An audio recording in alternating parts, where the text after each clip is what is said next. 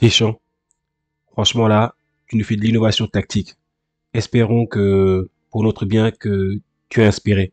Parce qu'autrement, on va droit à la catastrophe demain. Bonsoir la team et bienvenue sur la chaîne Parisienne Football Contact que vous soyez de plus en plus nombreux à la suivre. Merci beaucoup pour tout le support et l'amour que vous donnez exactement à la chaîne. C'est absolument apprécié parce que là, on est à 5800 followers. C'est absolument magnifique. J'aimerais vous en remercier.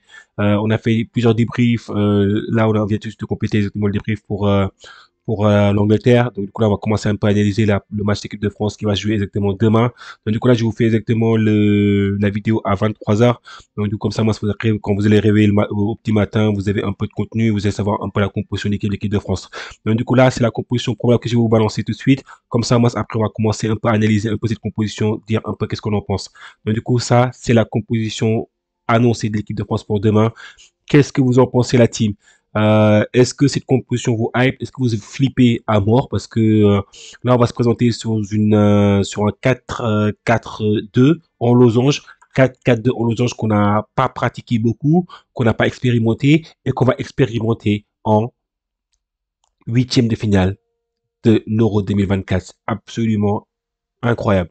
Donc, du coup, là, en termes de composition d'équipe, on a Mike Maignan qui sera au but. Défenseur gauche, là c'est du classique. On a Théo Hernandez, William Saliba, Dayo Upamecano ainsi que Jules Koundé. Franchement, défense absolument solide. Là, sur ce problème-là, enfin, sur ces lignes défensives, il n'y a absolument rien à dire. Théo Hernandez, franchement, je trouve qu'il n'apporte pas beaucoup offensivement, mais sur le point de vue défensif, là, je pense qu'il a assez fait son euro. Il n'y a rien vraiment à critiquer. Je trouve qu'il doit apporter plus offensivement, spécialement dans une composition comme cette composition d'équipe-là. Théo Hernandez aura un rôle assez important à jouer. Parce que s'il n'apporte pas offensivement, je pense que les couloirs vont être très, très, très mal animés.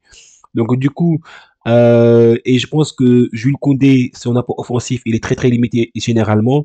Donc, du coup, je pense que les latéraux vont jouer un rôle absolument primordial dans une composition d'équipe telle que celle-là. Parce que si t'as pas de personnes qui sont exactement dans les ailiers, comme tu avais avec Barcola ou Ousmane Dembélé, peu importe leurs déchets, peu importe ce qu'ils font exactement sur le terrain, au moins ils apportent quelque chose sur les ailes, sur les ailes. Alors que là, notre jeu est recentré dans l'axe, est vraiment très, très concentré dans l'axe avec en termes de milieu défensif, on a trois milieux, un milieu défensif qui sera Aurélien Tchouameni et sur le couloir, enfin sur le côté gauche de Aurélien Tchouameni qui sera en box to box en espèce de milieu central, ce sera Adrien Rabiot qui sera accompagné de N'Golo Kanté qui sera à droite d'Adrien Rabiot. Donc du coup là sur ce milieu défensif là, moi j'ai été impressionné par N'Golo Kanté exactement durant le début de l'Euro, même si sur le troisième match, je pense qu'il a un peu accusé le coup.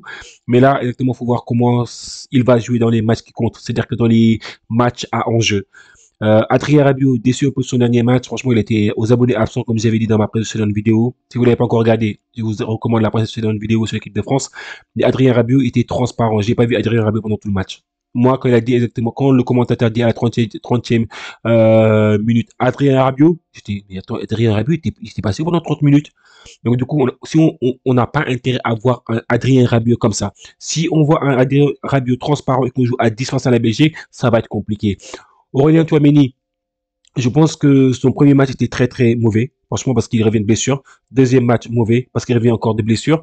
Donc du coup là, j'espère que là le troisième match là, par contre là, il a eu du temps, le temps de prendre du rythme. Donc du coup il n'y a plus d'excuses. Aurélien, faut être au niveau. Je suis désolé. Là, on joue exactement un huitième de finale. On n'a pas le temps. On n'a pas le temps de dire exactement que oui, si t'es pas fit, tu sors. Parce que là, franchement, on n'a pas le temps. Là, on joue exactement un huitième de finale. Notre peau se joue là, faudrait être exactement à 200% pour l'équipe, courir pour l'équipe, faire les efforts pour l'équipe et se donner à 200% pour l'équipe.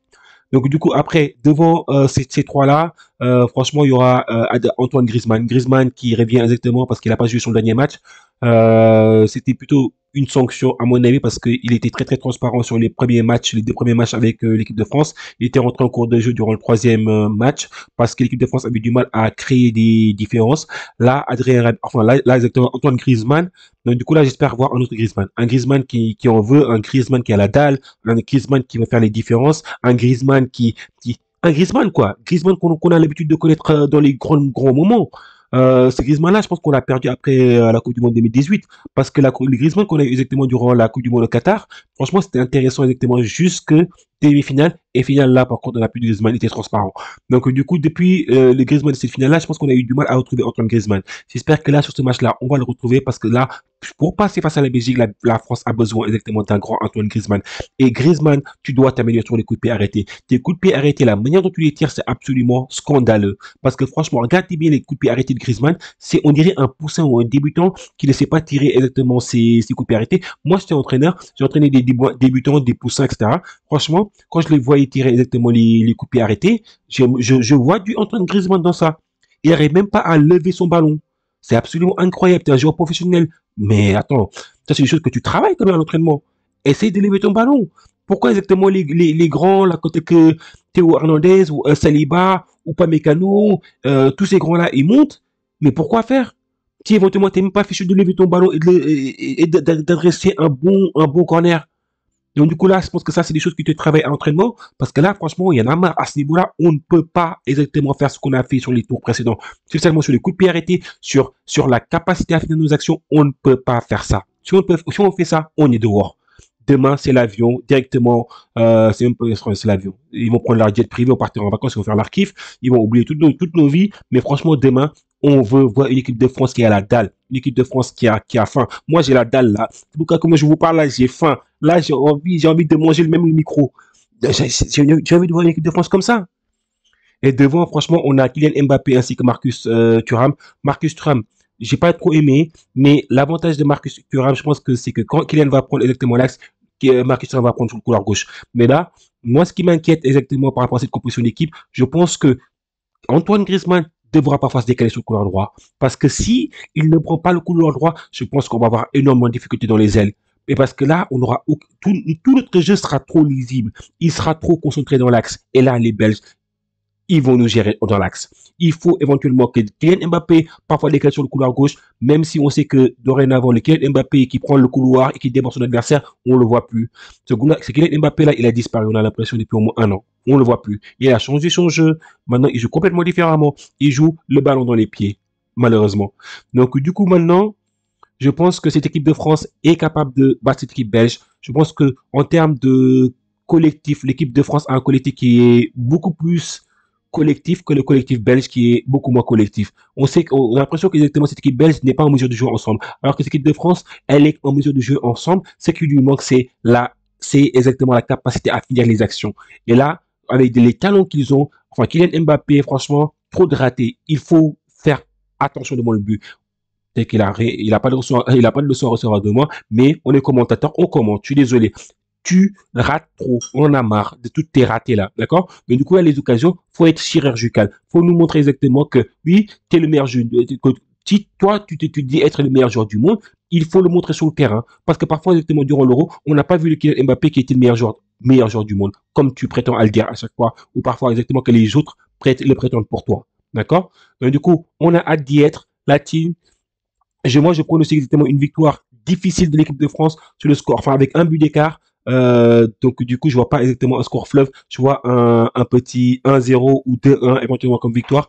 Ou éventuellement si moi c'est ce que je vois sur ce match-là. Je sais pas qu'est-ce que vous voyez sur ce match-là. N'hésitez pas à me donner exactement vos positions sur le match-là. Qui vous pensez gagner le match? Sur quel score? Qui vous pensez être l'homme du match? Je pense que l'homme du match, ça va être le facteur déterminant. Ça va être Antoine Griezmann. Sa capacité à être absent ou présent. S'il est absent, ça va être difficile. S'il est présent, on a un espoir. La team, on le veut. La team, on veut cette coupe. La team, on en a besoin. La nation en a besoin. Le pays va mal. Et pour ça, on a besoin d'une grosse équipe de France pour nous montrer exactement que c'est l'unité qui fait la force de notre nation. C'est l'unité qui fait la force de la France. Allez les Bleus, on vous kiffe. Bonne soirée la team. N'hésitez pas à liker aussi le contenu si vous aimez ce type de contenu. Merci. Ciao.